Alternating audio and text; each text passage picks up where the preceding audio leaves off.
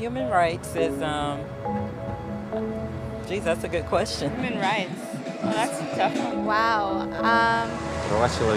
I don't even know how to give that a definition. I would probably have to do a little bit of homework or something. Yeah, any right that I think just as a normal, human, The rights that humans have. Oh, that's a very large debate. Tú le puedes preguntar a 20 personas y te van a dar 20 diferentes opiniones. Non saprei, è una domanda complicatissima. Yes, we just take them for granted that they're there, but we don't even consider what they are.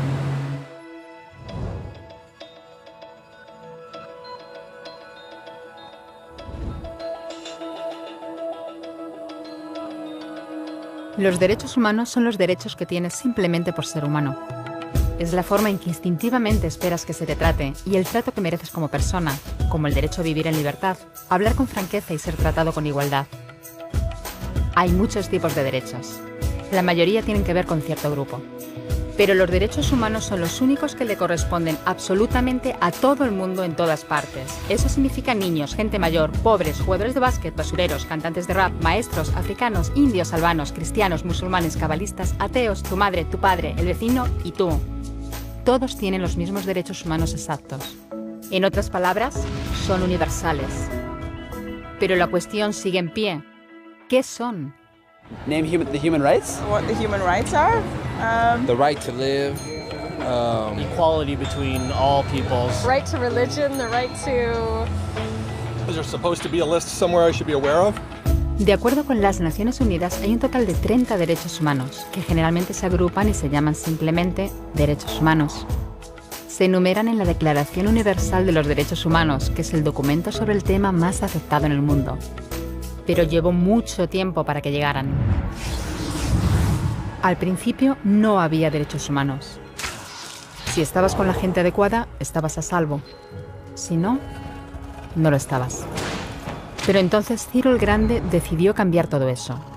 Tras conquistar Babilonia, hizo algo completamente revolucionario. Anunció que todos los esclavos podían irse en libertad. También dijo que la gente era libre de elegir su religión, sin importar de qué grupo fueran parte. Documentaron sus palabras en una tablilla de arcilla, conocida como el cilindro de Ciro, y así sin más nacieron los derechos humanos. La idea se extendió rápidamente, hasta Grecia, la India y al final hasta Roma.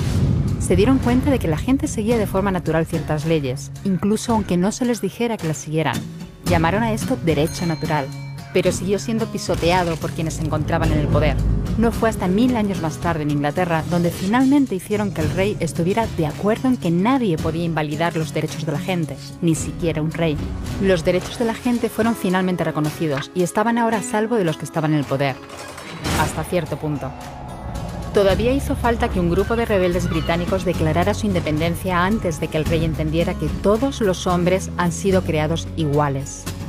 Es decir, no es que a él le gustara la idea, sino que no pudo pararlos, y así nació América. Los franceses siguieron inmediatamente con su propia revolución por sus propios derechos. Su lista era más larga e insistían en que esos derechos no eran solo inventados, eran naturales. El concepto romano de derecho natural se había convertido en derechos naturales. Por desgracia, no todo el mundo estaba tan entusiasmado. En Francia, un general llamado Napoleón decidió derrocar la nueva democracia francesa y se coronó a sí mismo emperador del mundo.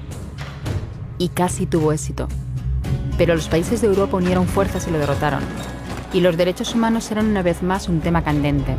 Se redactaron acuerdos internacionales garantizando ampliamente muchos derechos por toda Europa, pero solo a través de Europa. El resto del mundo de alguna forma todavía no cualificaba. En vez de eso fueron invadidos, conquistados y consumidos por los enormes imperios europeos. Pero entonces un joven abogado de la India decidió que ya había sido bastante. Se llamaba Mahatma Gandhi y frente a la violencia insistió en que toda la gente en la tierra tenía derechos. No solo en Europa. Al final, hasta los europeos empezaron a estar de acuerdo. Pero no iba a ser tan fácil. Habían estallado 2 guerras mundiales. Hitler exterminó a la mitad de la población judía de la Tierra en los horrorosos campos de muerte nazi. En total, 90 millones de personas habían muerto. Nunca los derechos humanos habían estado tan horriblemente cerca de la extinción. y nunca había estado el mundo tan desesperado por un cambio. De forma que los países de la Tierra hicieron causa común y formaron las Naciones Unidas. Su propósito básico era reafirmar la fe en los derechos humanos fundamentales, en la dignidad y el valor de la persona humana. ¿Pero qué eran los derechos humanos? ¿Eran las proclamaciones de Ciro? ¿El derecho natural de Roma? ¿Las declaraciones de Francia? Todo el mundo parecía tener una idea ligeramente distinta de lo que deberían ser los derechos humanos. Pero bajo la supervisión de Eleanor Roosevelt, finalmente se pusieron de acuerdo en una serie de derechos para absolutamente todo el mundo. La Declaración Universal de Derechos Humanos. El concepto francés de los derechos naturales se había convertido finalmente en los derechos humanos.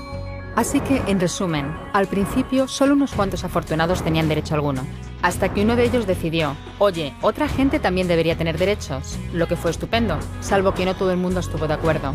Y solo que llevó unos cuantos miles de años de lucha, declaraciones y más lucha hasta que finalmente todo el mundo estuvo de acuerdo en que los derechos humanos deberían ser para todos.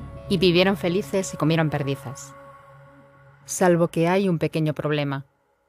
Si la gente tiene derecho a la comida y el cobijo, ¿por qué hay 16.000 niños muriendo de hambre cada día? 1 cada 5 segundos.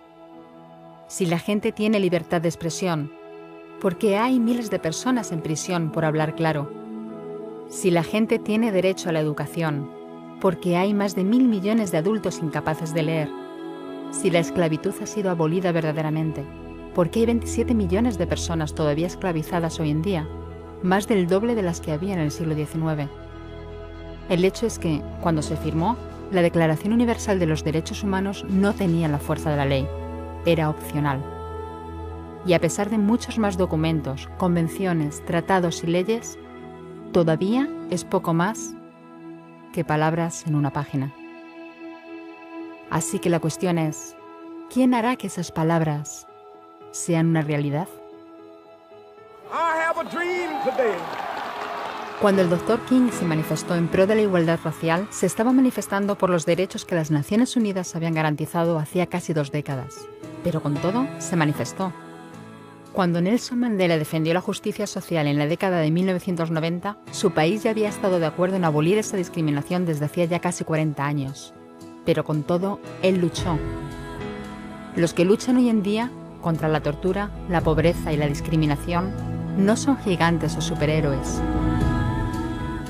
Son gente, niños, madres, padres, maestros, individuos librepensadores que se niegan a quedarse callados, quienes se dan cuenta de que los derechos humanos no son una lección de historia, no son palabras en una página, no son discursos, ni anuncios, ni campañas de relaciones públicas.